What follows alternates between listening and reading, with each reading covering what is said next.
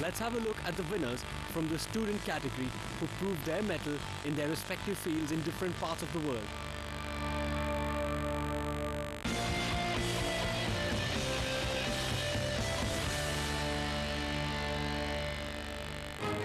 She conducts clinical work in regard to blood disorders in children.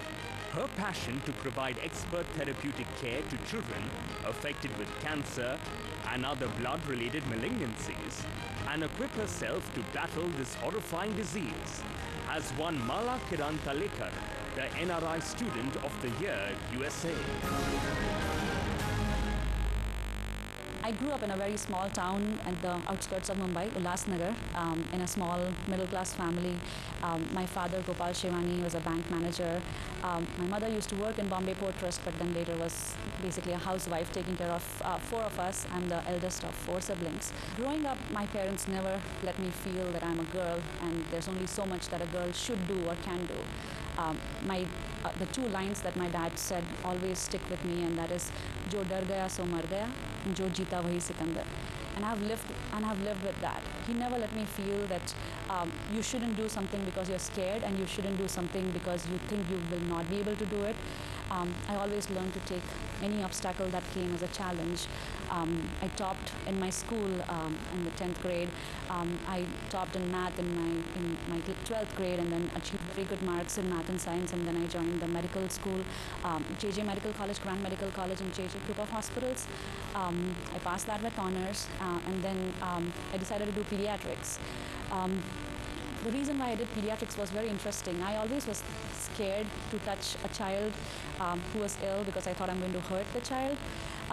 But our last year of medical school is an internship year, which I chose to do in a semi-rural hospital, which is a Thane Civil Hospital. And in that 1 month rotation, my attending, she got a threatened abortion. So she basically had to go on bed rest, and there was no replacement coming in. So essentially, I spent 3 weeks taking care of any child that would come to that hospital by myself, talking to her on the phone and reading up from the textbook and trying, and at that time the epidemic of dengue and leptospirosis was going on. So I was treating children with different illnesses by myself and getting that experience, and that made me feel, I think I can do this. When you see the smile on a child who was ill and is now getting better, there's nothing more satisfying than that. I did pediatrics from Har Krishna's Hospital in Girgaon, Mumbai. And during that training, that's when I came across children with cancer. And that was absolutely shocking and devastating to find out that a child who is a picture of joy for each family, when they have cancer, the entire family is shattered. They don't know what to do. They don't know who to trust. They don't know what resources to seek, where to go, what to do. They have no idea, and it's like cancer means death. At that time, we did not have enough resources. We did not have good protocols to treat children with cancer.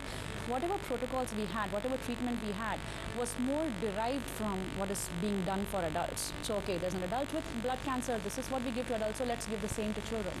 But children are not just little adults. They are their own people. Their cancer is not at all similar to an adult's cancer. Adults go through lifestyle stuff, smoking, alcohol, and that's what gives them the cancer. It's not that. It's not true for children. It's completely different. They need their own treatment. And then we would give some treatment to the kids, and then after a certain stage, either they would relapse or, okay, now you need a transplant. So where do I go? There's only the All India Institute of Medical Sciences that does transplant, or Tata Memorial Hospital. How much does a transplant cost? 12 lakh rupees. And there was no way that these kids could get to that, and so basically died. And that's not something that I could bear. And I spoke with Dr. Mukesh to say, what could I do? There's not dedicated training for pediatric oncology. Now there is, but at that time, there wasn't. So he said, if you want to get dedicated training in pediatric oncology, go to United States of America, go to CHOP. And that's what I did. I think the moment I stepped into my fellowship, that's when I started realizing my dream. There were so many children that we diagnosed with cancer. There are about 100 cases of cancer that we see in that institution alone every year. And I've seen them through diagnosis, through how they suffer through this, how they get better through this, how the tears and the pain turns into smiles, and how their families kind of are shocked and they don't know what to do when the diagnosis comes through, but then they are able to pull through with support, and we end up as a happy family together. I do not end up as being their doctor. I end up being as their family friend, as someone who's taking care of their child who had cancer, who could have died, but now has come back to life. And that's where I think is the fulfillment of my life. My vision for future is a world where we have no cancer. Of course, that's a very far-fetched dream, but at least for myself, I would want to see that any child who gets cancer gets cured. We have a cure for every childhood cancer. We see every child grow up. Right now, if you talk about cancer statistics, there is about 10 to 15 children out of every 100,000 children are diagnosed with cancer every year. That's a huge number if you just consider the population of India alone, leave alone the population of the world. And we are able to cure about depending on what type of cancer they have, somewhere between 60 to 80% of the children. That means about 6 to 8 children out of every 10. That means about 2 to 4 children out of every 10 die from cancer. That's not what it should be. I would want us to reach a number where at least 9, if not 10 out of 10 children are cured. If I would not have had the training that I got in India, I would not have achieved what I have so far. And so being Indian comes first and everything else comes after. The reason why I went out of the country was because we lack some resources, which I hope that when I am able to master those resources, I can serve as a bridge and collaborate and bring those treatments here. So being an NRI of the Year means a great deal to me. I really commend Times Now for conceptualizing this amazing endeavor and giving us a sense of belonging, that even though we are working outside the country, we still belong. We are still Indians, and it's Indians out there who are doing this great stuff and achieving in various different fields and proving their merit. The youngest winner of the first ever NRI Student of the Year from the UAE. His efforts in raising awareness of the use of paper instead of plastic has been recognized by the UN. Paper Bag Boy Abdul Muqeed is an extraordinary student with a heart of an environmentalist and the will to bring a change in the world around him.